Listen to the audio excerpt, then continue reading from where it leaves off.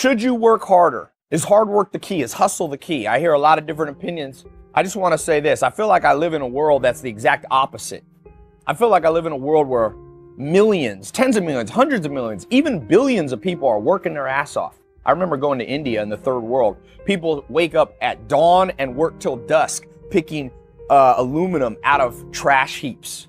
Should they work harder to get ahead? I'll tell you a true story. Growing up, I played basketball at a school, inner city, 95% non-white people in Raleigh, North Carolina. Enloe is the name of the university. And I had a friend who lived in the projects. His name was Leon Champion. Rest in peace, Leon. He died in prison after I graduated high school. But it's a sad story. I never, I didn't grow up rich, but we always had food. And I spent the night at his house in the projects one time. And Leon, I woke up in the middle of the night and I was hungry. I was probably 17 years old, hungry. I go down to his refrigerator, everybody's asleep. I open it up, he had a single mom. And I'll never forget, there was mustard and beer in the kitchen. One beer, one mustard. I said to him, I came back in the morning, I said, Leon, where's the food? He said, man, I don't eat on the weekends. We don't have any money. I eat free lunch as late as I can on Friday, and then I go to school at 6 in the morning to eat on Monday. Sure, he had a little bit of candy and a little bit of that on the weekend. Wage inequality. His mom was working nonstop. I never even saw his mom. She was at a job every minute. I don't even know when she came in to sleep. So don't tell me I should have just gone to her and said to Leon's mom, oh, work harder, work harder, work harder, hustle. Hey, you ain't hustling. No, someone should have educated her. Some entrepreneur should have reached down from their multi-million-dollar empire and said, let me take you under my wing. A guy came to me, a homeless kid. His name is Chris Lopez. I put some videos. This was about 2 years ago. Showed up, knocked on my door at my Hollywood Hills house. He said, Ty, everybody's dead in my family except my grandfather. I'm homeless. I walked from Compton, Long Beach. He walked to Hollywood. I said, how long did it take? I think he said 7 hours. So I think he took the bus a little bit. He said, will you help me, Ty? And I didn't know this guy. I didn't know if he had a criminal record. I didn't know whatever. But I thought, this dude's a hustler. He showed up, I said, how'd you find my house? He said, I triangulated. This is before Snapchat. Triangulated it. I walked for hours up here in the hills and I finally found it. So I took him under my wing and he worked for me. I told him at first, I'm just gonna hire you for a little while. This is not a long-term thing. I wanna test you, see if you fit in. And he worked for me for about 1.5 years, 1 year. And finally I came to the end, I said, I've taught you a lot of stuff. You've saved a lot of money working for me. So he had saved up enough to get a motorcycle and have money in the bank. He was taking care of his grandfather, who was like 80 or 90. They were no longer homeless. And it's not me bragging. I'm just showing you what leverage can do when you reach out and help people, all you entrepreneurs. And Chris Lopez kind of disappeared. Right? It was the last day. We sent him off. Thanks for being here. About 6 months ago, I was in the Las Vegas airport. Who comes around the corner when I get out of there? Just walking by, Chris Lopez. He came up to me. I recorded a video. I've released it a long time ago. He said, he said, Ty, man, I want to thank you. You showed me how to do real estate. Give me some just general financial tips. He was Mexican. He said, I went down where my grandfather's hometown in Mexico, and we built a condominium building. I can't remember how big it was, multi-units. And he said, that thing pays me $600 or $700 a month profit now. That takes care of my grandpa here in Long Beach, Compton. He said, I found a job. He's got all these entrepreneur jobs. He's up in Alaska doing some fishing for a couple months. He said, man, I'm financially independent. I think he told me he's making $4 to $6 grand a month. Now that's not $1 million, but if you left that kid in the ghetto and just said, work harder, you know what happened to my friend Leon Champion, the other friend I was talking about? Nobody helped him. I was only 17. I didn't know how to help him. My dad, we had a little bit of money. My stepdad, very nice thing he did, when I told him, man, I was just at Leon's house, he had no food. We went and bought a week's worth of groceries. That's all we could afford, and we brought it to Leon, but it wasn't enough. His mom continued to work hard, didn't work.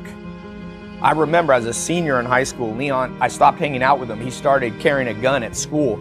He started dealing coke, and I was an athlete. I didn't want to get involved in that. We were acquaintances, but he was forced to because he was hungry.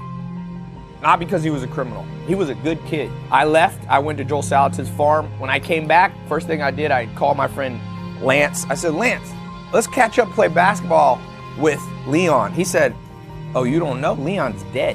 So what happened? He said, man, he got caught for selling drugs. He got put in prison, and Leon was diabetic. All that bad diet stuff, not being able to eat, had made him a diabetic as a teenager. I remember that. He used to have insulin shots. He said they put him in prison, and I don't think they gave him his insulin shots, and he just died. They just left him. He rotted in there at 20, 21 years old. So that's the world where you just tell the mom to work harder and hustle. Don't give me that fucking shit. It pisses me off. Go out and teach people how to do stuff. That's how you move the world forward. Enough of this nonsense. By the way, a little PS.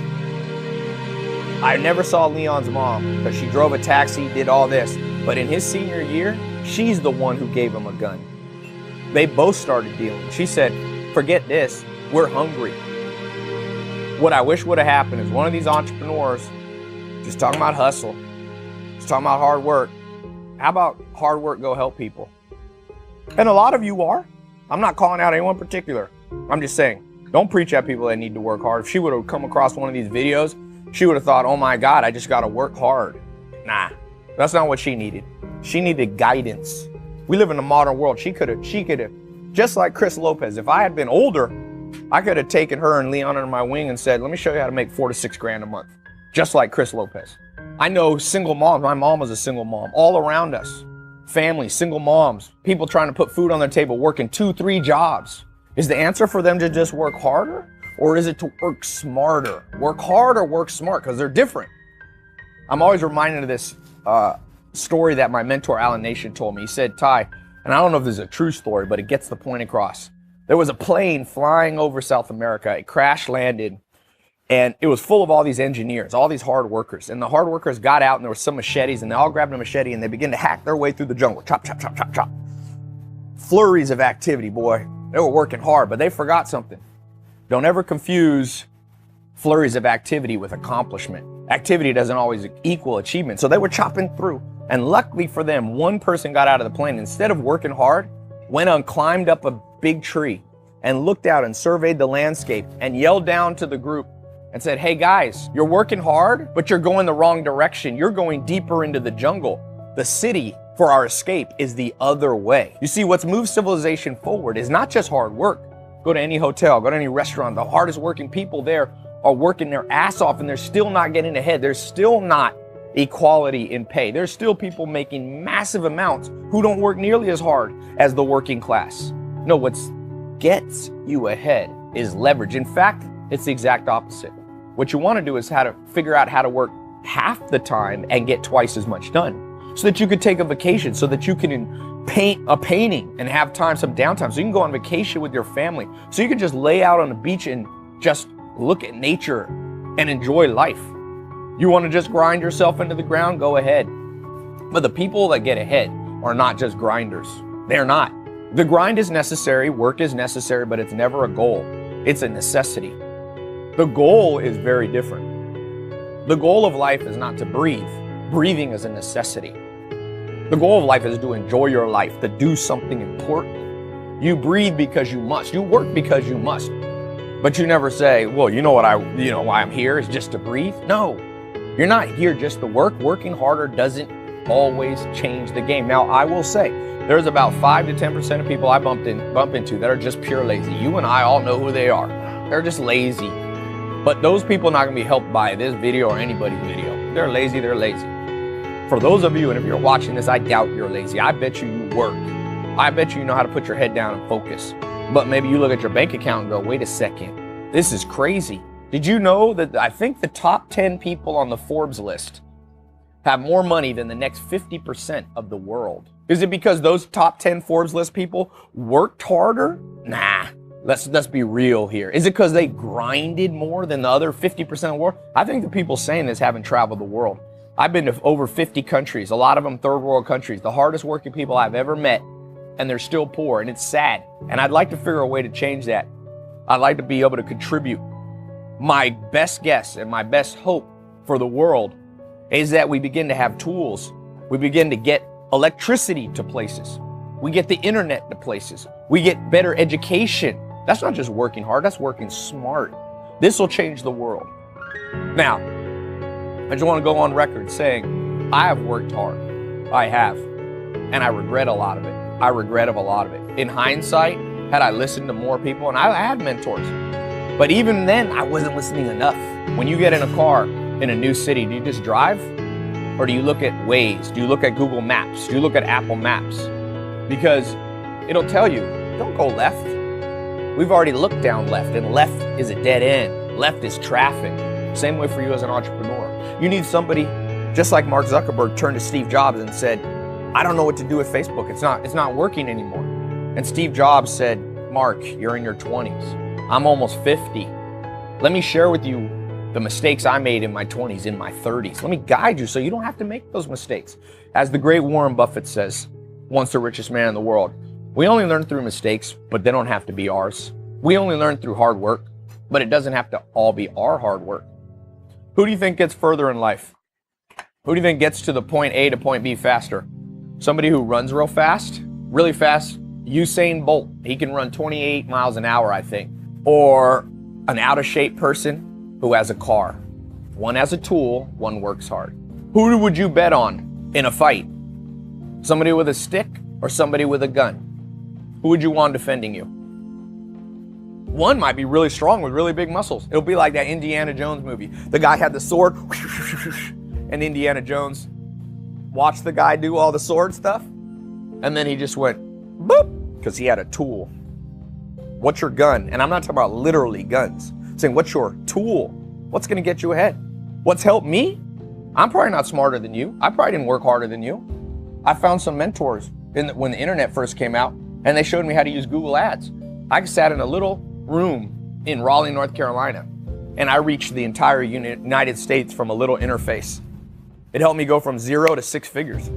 How do you explain that? Was I working harder than you? I don't think so. I was working smarter than some people, but it wasn't even my smarts. I can't even take the credit. I was taking the smarts from a guy named Corey Rudel. Joel Salatin helped me. Gary Townsend helped me. Alan Nation helped me. Joel Salatin at age 19 changed my life. Most important people in my life were not the ones who made me work harder, although Joel did expect hard work. But boy, it was also smart work. If you just worked hard and did a flurry of activity and he came in there and it was all falling apart, he wouldn't congratulate me for my hard work. Your bank account doesn't go up from hard work. There's no rule that you work double the hours tomorrow and you make double the money, especially not as an entrepreneur. If I could go back and be 19 again, I would watch this video and test it. And I go, how can I work smarter? How can I take and download into my brain through books, mentorships, conferences, YouTube videos, the accumulated body of knowledge of the wisest people in the world? Give me that. I'm gonna tell you, I challenge anybody. You wanna try to outwork me and I do that? You can out leverage everybody. Was it Archimedes, I think, who said, give me a lever long enough and I'll move the world. We can change the world. We can create wage equality, or at least much closer sort. There will always be some wage inequality, but it doesn't have to be that the top 10 people have more money than the bottom 50%. Those top 10 people, even if they work 24 hours a day, can only work 240 hours a day, but 3.5 billion people are working hundreds of billions of hours a month, but they're not getting ahead. It's a sad world. It will be education, it will be technology, it will be mentors. This is what will move the world forward. I'm not talking about personal wealth for me or personal wealth for you, even though that will be included. I'm talking about wealth for the world. I'm talking about a world where you walk down the streets and no one's shooting at anybody because everybody has enough.